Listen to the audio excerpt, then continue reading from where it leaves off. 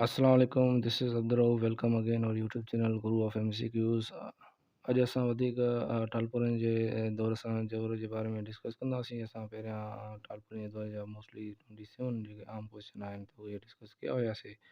अॼु असां 28वें क्वेश्चन खां स्टार्ट कंदासीं। अॼु असांजो 28वें क्वेश्चन आहे त टालपुर दौर अदबी शख़्सियत जे लिहाज़ खां कंहिं सां मनसूब आहे त उहो सामी सां आहे, सचल सरमस्त, नानक यूसुफ, हमल फ़कीर। त इन जो जेको सही जवाबु थींदो उहो थींदो सचल सरमस्त आहे। ॿियो असांजो 29 सुवालु आहे त टालपुर ख़ानदान जे कहिड़े फ़र्द जो फ़ारसी दीवान करम यादगार मौजूदु आहे? शख़्सियत जे लिहाज़ खां कंहिं सां मनसूब आहे त मीर करम अली सां, मीर करीम बख़्श, मीर करमुल्ला या मीर करीम ॾिनो। त हिन जो मीर करम अली थींदो। ए ऑप्शन सही आहे। त असांजो 30 सुवालु आहे त ख़ैरपुर जे मीरनि अलमी ऐं अदबी ख़िदमतनि ते कंहिं जेको आहे PhD कई हुई त उहो कहिड़ो हुयो जंहिं PhD कई हुई इल्मी अदबी ख़िदमतनि ते? त डॉक्टर मेमन अब्दुल मजीद सिंधी साहिबु हुयो, डॉक्टर मलिक नदीम साहिबु हुयो, डॉक्टर नवाज़ अली शौक़ हुयो या डॉक्टर अता मोहम्मद हामी हुयो। त इन जो सही जवाबु थींदो डॉक्टर अता मोहम्मद हामी साहिबु जेको आहे PhD कई हुई। ॿियो असांजो सुवालु आहे 31 नंबर त टालपुरनि जे दौर में तंज़िया शहर खे कंहिं हथी ॾिनी हुई? त हमल फ़कीर हुयो, आखुन मोहम्मद बचल साहिबु हुयो, सईद शेरशाह हुयो या ख़लीफ़ो करम अली हुयो। त इन जो सही ऑप्शन थींदो हमल फ़कीर आहे, त जंहिं जेको आहे तंज़िया शाइरी खे हथी ॾिनी हुई। टालपुरनि जे दौर में कहिड़नि शाइरनि जो 30 अखरियूं मिलनि थियूं? त उहो हमल फ़कीर आहे या हमल फ़कीर आहे, मुला साहिबु ॾिनो ऐं ख़लीफ़ो नबी बख़्श लगारी साहिबु आहे, या आखूंद मोहम्मद बचल अनवर आहे, या उहे सभु आहिनि। त उहे इन जो चोथों नंबर ऑप्शन सही थींदो। छाकाणि त ही जेके दौर आहिनि असां पहिरियां टालपुरनि जो पहिरियों हिसो करे चुका आहियूं ऐं कलोड़नि जो दौरु, सुमरनि जो दौरु, अरगुननि जो दौरु, अरबन जो दौरु। त इन जे बारे में असां जेके आहिनि लेक्चर रिकॉर्ड करे चुका आहियूं। छाकाणि त ही दौर जेके अहम आहिनि ऐं त इन मां को बि क्वेश्चन जेको आहे SSC टेस्ट में अची सघे थो। ॿियो असांजो 33 क्वेश्चन आहे त टालपुरनि जे दौर में ॾोहिड़नि में किसा गोई जो रवाजु कहिड़े शाइर विधो हुयो? त उहो हमल फ़कीर लिगारी साहिबु हुयो, या हफ़ीज़ तेवाणी हुयो, या आखून मोहम्मद बचल हुयो, या उहे सभु हुया। त असांजो जेको 33 जेको सही जवाबु थींदो उहो थींदो हफ़ीज़ तेवाणी। 34 असांजा टालपुरनि जे दौर में हज गोईअ जी करे कहिड़ा शहर मशहूरु थिया? हमल फ़कीर लगारी ऐं हफ़ीज़ तेवणी, गिराम फ़कीर जतोई, नानक यूसुफ, आखुन मोहम्मद बचल, या ख़लीफ़ो नबी बख़्श, या सईद साबित अली शाह, या सैयद ख़ैरुद्दीन। त इन जो सी ऑप्शन जेको आहे चोथों ऑप्शन सही थींदो। हज गोई जे करे इहे जेके आहिनि सईद साबित अली शाह ऐं सईद ख़ैर शाह साहिबु मशहूरु थिया हुया। टालपुरनि जे दौर में असहाबनि ऐं औलियानि जी लिखनि बेतनि वारी शाइरी मनाक़बा जो शाइर केरु आहे? त मल फ़कीर साहिबु आहे, या पीर मोहम्मद अशरफ साहिबु आहे, या आखून मोहम्मद बचल साहिबु आहे, या सैयद साबित अली शाह आहे। त इन जो जेको सही ऑप्शन थींदो ॿियों नंबर थींदो पीर मोहम्मद अशरफ साहिबु आहे। त हीअ हुया असांजा मोस्टली इम्पॉर्टेंट MCQs। हाणे असां जेके टालपुरनि जे जेके मशहूरु जेके शाइर आहिनि त अहिड़े हिसाब सां बि सुवालु ईंदो आहे त सच समस कहिड़े दौर सां तालुक़ु रखे थो, या हमल फ़कीर कहिड़े दौर सां तालुक़ु रखे थो। हिन जा जेके मशहूरु शाइर आहिनि त उन जे बारे में असां कुझु डिस्कस कंदासीं।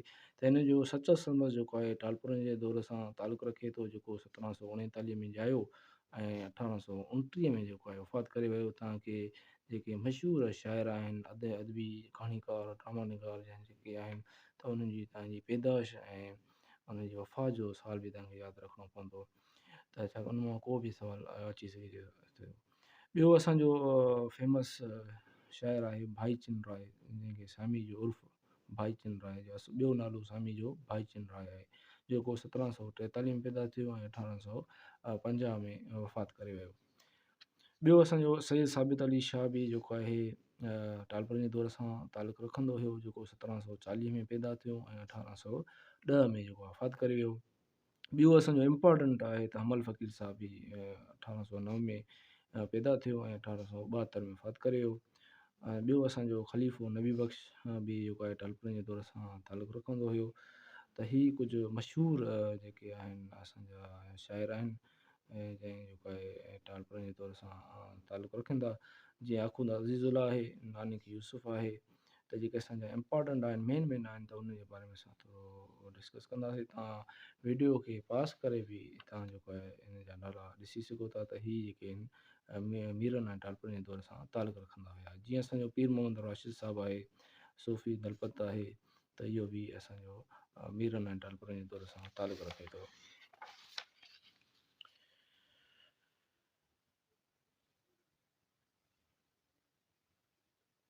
ॿियो असांजो आहे त आख़ून मोहम्मद बचल अनवर साहिबु आहे। ॿियो ख़लीफ़ो गुल मोहम्मद हालई साहिबु आहे, त इहो बि मीरन ऐं टालपुरनि सां तालुक रखे थो। ॿियो असां कुझु हिन जा वन लाइनर जेके MCQs आहिनि उन जे बारे में असां कुझु डिस्कस कंदासीं। टालपुरनि दौर जे हिसाब सां आहिनि त हिन दौर खे 4 हिसनि में विरिहायो वञे थो।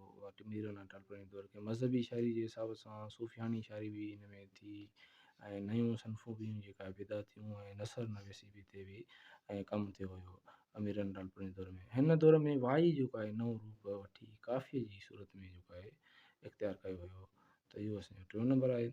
ऐं 4 नंबर आहे त नयूं जेको आहे सिंफ़ूं जहिड़ो की मरसियो जेको आहे, घड़ोली, झूलणो, हज कोई इजाद वग़ैरह थियूं हुयूं हिन दौर में।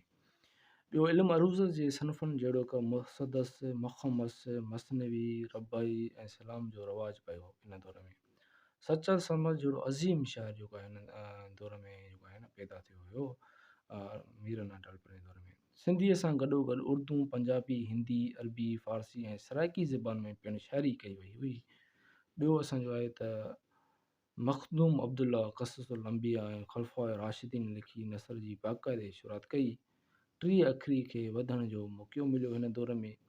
ॿियो असांजो आहे 10 नंबर सिंधी अदब में तसवुफ़ तमामु घणी तरक़ी कई हुई। हिन दौर में किसा गोई जेका आहे, किसा गोई फ़न जी शिकिल जेका आहे वरिती हुई। त अरूज़ी शाइरी जी अदबी तारीख़ जो आगाज़ थियो हुयो त मीरन ऐं टालपुरनि जे दौर में इहो थियो हुयो। त अहिड़े हिसाब सां सुवालु ईंदो आहे त अरूज़ी शाइरी जी अदबी तारीख़ जो आगाज़ कहिड़े दौर में थियो, त मीरन ऐं टालपुरनि जे दौर में थियो। त सिंधी शाइरी में सईद साबित अली शाह मरसे गोई जो बिनादिदो ऐं मरसे जो बादशाह बि जेको आहे सईद साबित अली शाह खे चवंदा आहियूं। त अहिड़े हिसाब सां जेके हिन जा अहम जेके मशहूरु फेमस ऑथर आहिनि या शाइर आहिनि, पोइट आहिनि, त उन्हनि खे तव्हांखे यादि रखिणो आहे त उहे कहिड़े दौर सां तालुक रखंदा। जीअं सईद साबित अली शाह आहे, सामी आहे, अमल फ़कीर आहे, सचल सरमस्त आहे, त इहे मीरन ऐं टालपुरनि जे दौर सां तालुक रखंदा। हिन दौर में तसवुफ़ ऐं वेदानत जा मौज़ू अरूज ते पुतल हुया। हिन दौर जी शाइरी में क़ौम परस्ती जो रुझान तमामु जेको हुयो घणो हुयो मीरन ऐं टालपुरनि जे दौर में। सईद ख़ैर शाह ऐं सईद साबित अली शाह हज गोईअ खे वॾी अहमियत ॾिनी। सईद ख़ैर शाह मनाज़रा चया ऐं हसल फ़क़ीर तंज़िया शाइरी बि कई हुई। त इहे हुया असांजा कुझु अहम टालपुरनि जे दौर जे हिसाब सां MCQs। वधीक असां नेक्स्ट लेक्चर में जेके हिन जा मशहूरु शाइर आहिनि त उनजे अलॻि हिकिड़ो वीडियो रिकॉर्ड करे असां उन जा मेन जेके MCQs आहिनि, जीअं सचल सरमस्त साहिबु आहे, सईद साबित अली शाह आहे, त उन जे बारे में असां डिस्कस कंदासीं। Thank U very much.